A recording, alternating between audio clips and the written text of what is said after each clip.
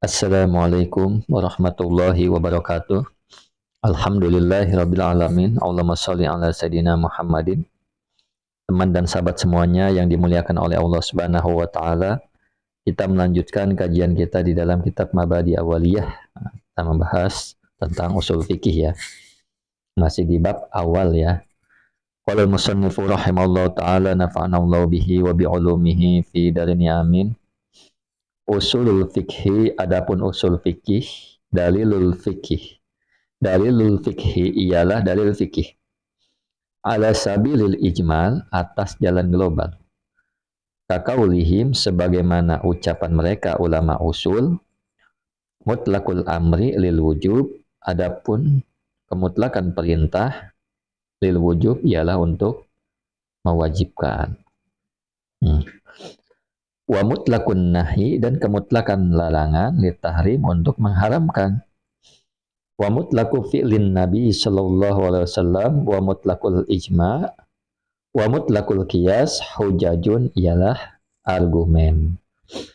Jadi usul fikih adalah dalil fikih secara global. Nah, jadi artinya usul fikih membahas kaidah-kaidah umum untuk memahami bagaimana hukum-hukum fikih ditetapkan dari sumber-sumber syariat atau dalil ya.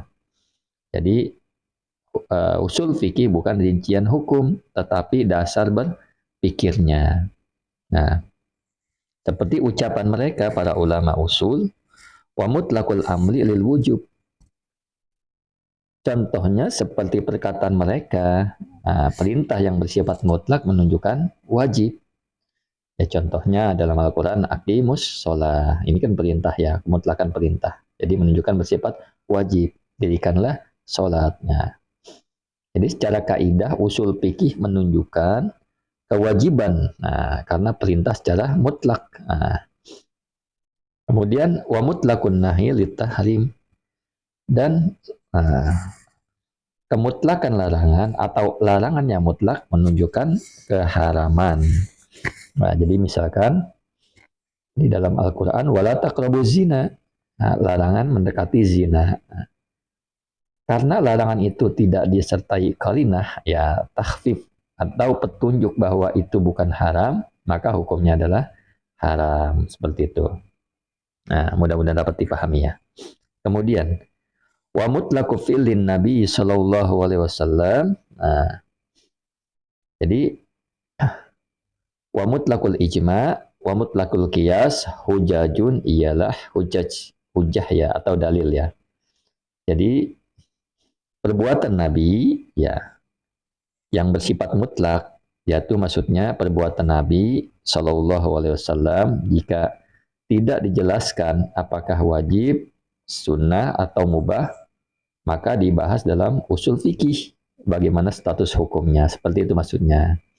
Nah, jadi ini bagian dari kajian usul. Kemudian wa mutlaqul ijma', dan kemutlakan ijma'.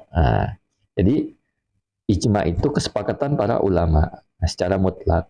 Jadi kesepakatan para ulama secara mutlak atau ijma' dijadikan sebagai hujah atau dalil hukum dalam Islam. Usul fikih membahas bagaimana validitas ijma', jenis-jenisnya dan kekuatannya dalam hukum. Kemudian wa mutlaqul qiyasi hujajun.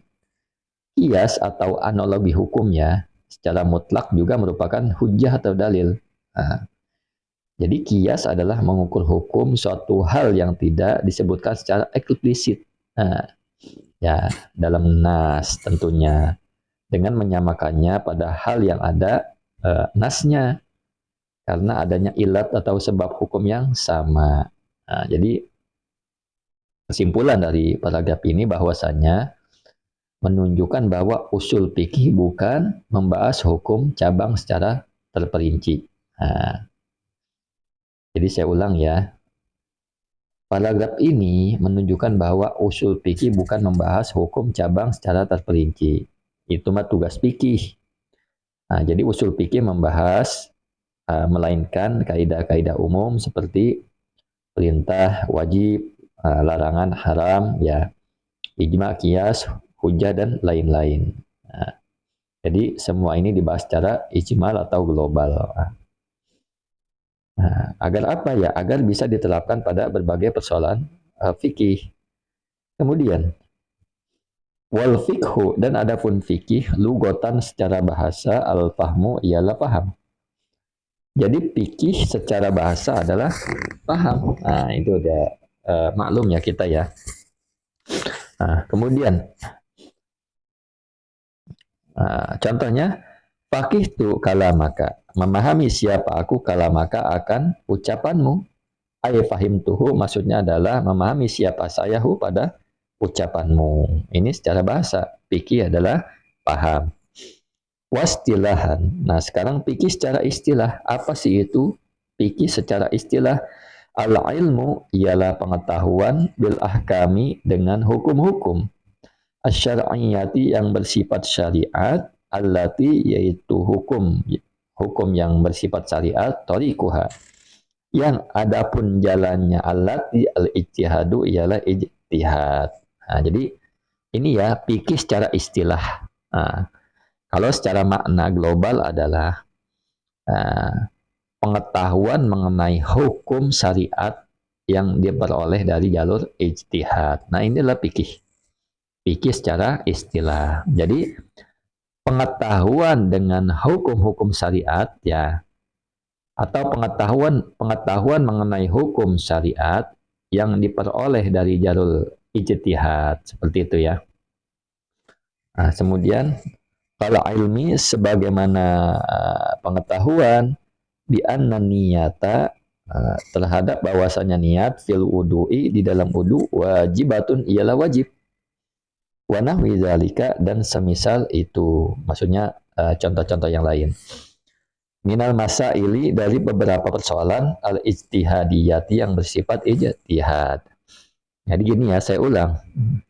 Jadi fikih secara istilah adalah pengetahuan mengenai hukum-hukum syariat yang diperoleh dari jalur ijtihad. Nah, seperti itu.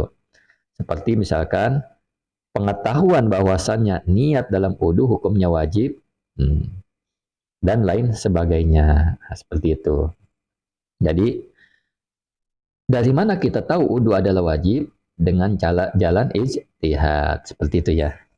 Nah,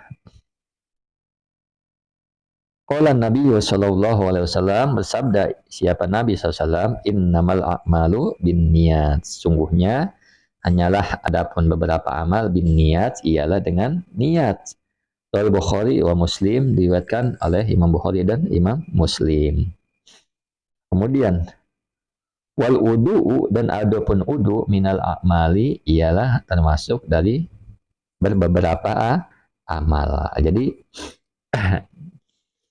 ya saya ulang ya, bahwa kita tahu niat dalam wudu itu wajib dari mana? Dari ijtihad para ulama, seperti itu.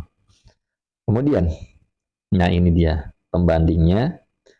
Bikhilafil ilmi bil ahkami syari'ati syar'iyyati. Bikhilafil ilmi bil ahkami syar'iyyati.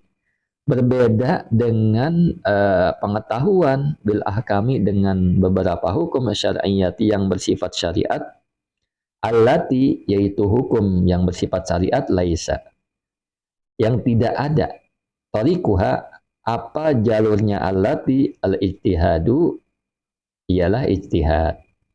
Kalau ilmi sebagaimana pengetahuan bi anna sholatil khamsi, bahwa sungguhnya salat beberapa salat al khamsa ya, yang 5 artinya salat 5 waktu, wajibatun ialah wajib.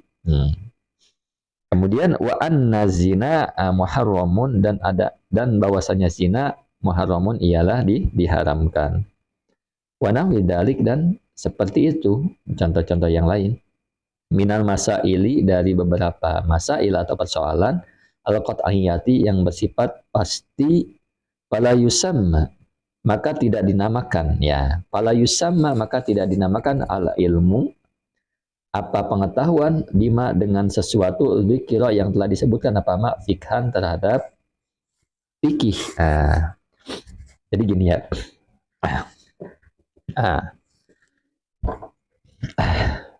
Ada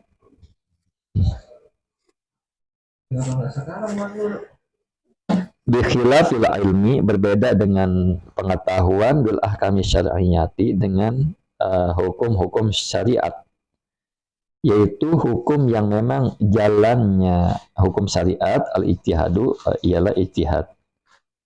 Kalau ilmi seperti mengetahui bi anna sholatil khamsa, dengan bahwasannya sholat 5 waktu wajibatun ialah wajib.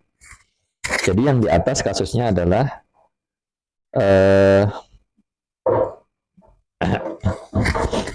bahwasanya fikih secara istilah itu adalah ilmu dengan hukum-hukum syariat, yang mana jalannya hukum-hukum syariat itu ijtihad.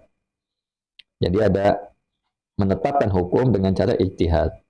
Kayak misalkan wudu, niat dalam wudu adalah wajib, mengetahuinya dari mana? Dari ijtihad.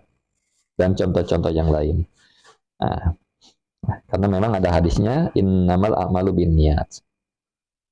Maka wudu itu dari amal. Jadi ini berbeda dengan mengetahui dengan perkara hukum. Nah, jadi mengetahui dengan hukum-hukum syariat, yang mana jalan pengambilan hukum syariat itu bukan ijtihad.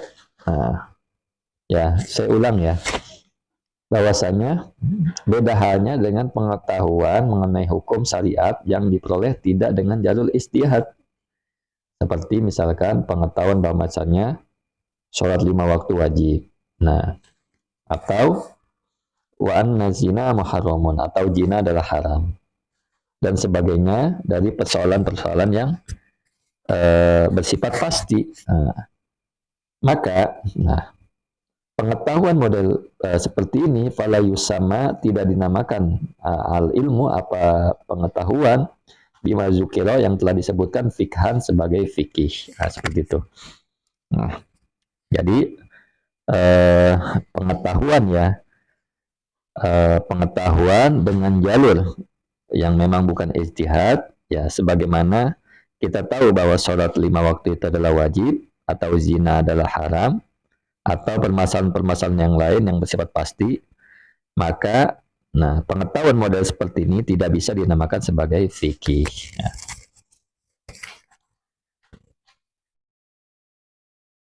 Syukran ala istimamikum. Assalamualaikum warahmatullahi wabarakatuh.